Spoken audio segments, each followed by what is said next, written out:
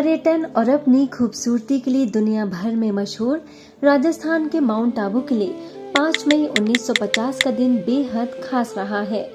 आध्यात्मिकता के क्षेत्र में मनुष्य को ऊंचाइयों पर ले जाने वाला ब्रह्मा कुमारी संस्थान 5 मई को ही माउंट आबू में स्थापित हुआ और आज इस पवित्र भूमि पर आए 75 साल इसे पूरे हो गए हैं। कराची, सिंध, हैदराबाद से सभी को माउंट आबू आने में 4 दिन लगे। आइए बताते हैं कि पूरी कहानी क्या है। इस वक्त मैं माउंट आबू के ब्रिज कोठी के सामने खड़ी हूँ। आप देख सकते हैं मेरे पीछे ब्रिज कोठी है जो कि अब सनराइज पैलेस में तब्दील हो गया है। हालांकि इसका जो बाहर का जो इसका नाक नक्शा है जो वो तो पुराना ही है, लेकिन अंदर में इसके फिर से रिडिज़ाइन इसको किया गया है। लेकिन बाहर का हिस्सा सेम वैसे ही है। जब बाबा यहाँ पर आए थे, आबू रोड से स्टेशन से यहाँ पर आए थे, तो उस वक्त तो उनको ऐसा लग रहा था कि हमें कहाँ जाना चाहिए। तो स्थानीय लोगों को लगा कि बाबा के लिए ये सबसे अच्छा प्लेस रहेगा। तो उन्होंने बाबा को सजेशन दिया कि आप भरतपुर की जो कोठी है, इसे वो भी कहा जाता था, तो उन्होंने कहा आप यहाँ पर आइए। तो बाबा 300 से 400 भाई बहनों के साथ इसी स्थान पर आए और लगभग 5 साल तक बाबा यहीं रहे।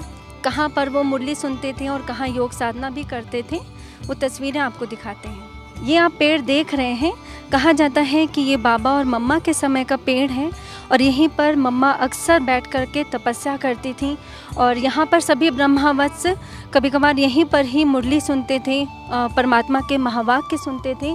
और उस साइड यदि हम पीछे जाएंगे तो पीछे एक स्थान है जहाँ पर कहते हैं कि बाबा वहाँ पर बैठकर अक्सर योग साधना करते थे और वहाँ पर अलग ही तरह की तरंगे हैं, ऊर्जा है। ओम शांति। इस वक्त हमारे साथ ब्रह्मा कुमारी संस्थान की सीनियर राजयोगा टीचर आदरणीय शीलू दीदी हैं। तो दीदी से हम जानना चाहेंगे कि दीदी ब्रह्मा कुमारी जो संस्थान की स्थापना 1936 में हुई और फिर 37 में कैसे इसका औपचारिक नाम पड़ा और फिर यहाँ पर 1950 में भारत में शिफ्ट हुआ, तो इस पूरे सफ़र की कहानी थोड़ा शॉर्ट में आप हमें बताएं। ओम शांति। यह प्रजापिता ब्रह्मा कुमारी ईश्वरीय विश्वविद्यालय की स्थापना वास्तव में 1936 में हुई हैदराबाद, सिंध में, और फिर 1 साल के बाद 1937 में ये कराची में शिफ्ट हुए। तब ये ऑफिशियली शिफ्ट होकर के इसका नाम पड़ा ब्रह्मा कुमारीज़। तो 1937 से लेकर के 1950 तक 13-14 साल कैसे ये सब आइसोलेशन में बिल्कुल एकांत में रहे और तपस्या की।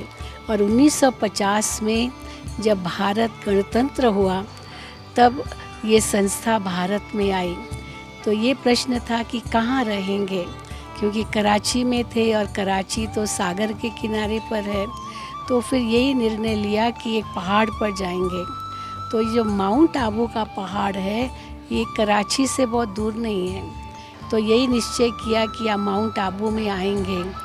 तो माउंट आबू में कई राजाओं महाराजाओं के यहाँ महल हैं और गणतंत्र होने के बाद तो ये सब होटल बन गए या कुछ हॉस्टल बन गए आदि आदि। तो उस समय यही सोचा कि यहाँ भरतपुर राजा की कोठी है वो लेंगे। तो 1950 में, वो भी डेट मुझे याद है, 5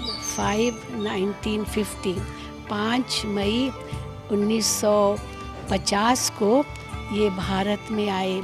और उस समय कराची से जब निकले तो सारा सामान लेकर के आए थे और एक शिप उनको दिया गया जिसमें उन्होंने सारा सामान रखा। और लगभग 385 भाई बहनें थे जो समर्पित रूप से बाबा के साथ तपस्या कर रहे थे। और जब वहाँ शिप में आए सब सामान लेकर, तो यहाँ भारत में ओखा बंदरगाह पर उतरे और फिर वहाँ से बाय ट्रेन आबू रोड आए।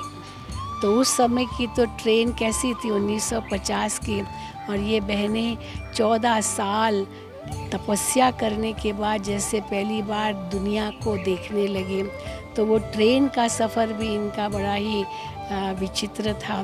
बहुत ही एक्साइटेड थी कि हम बाहर जा रहे हैं और भारत में आ रहे हैं।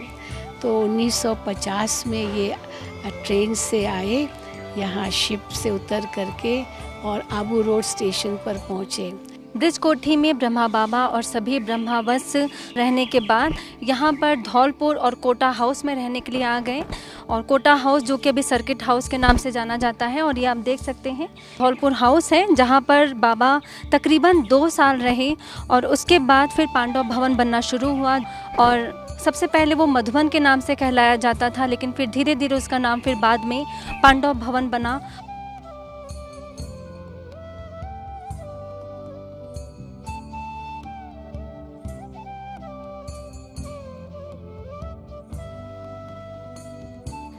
लगभग 3 साल कोटा हाउस और धौलपुर हाउस में रहने के बाद बाबा ने पोखरन हाउस लिया, जो कि बाद में मधुबन और फिर पांडव भवन के नाम से जाना गया।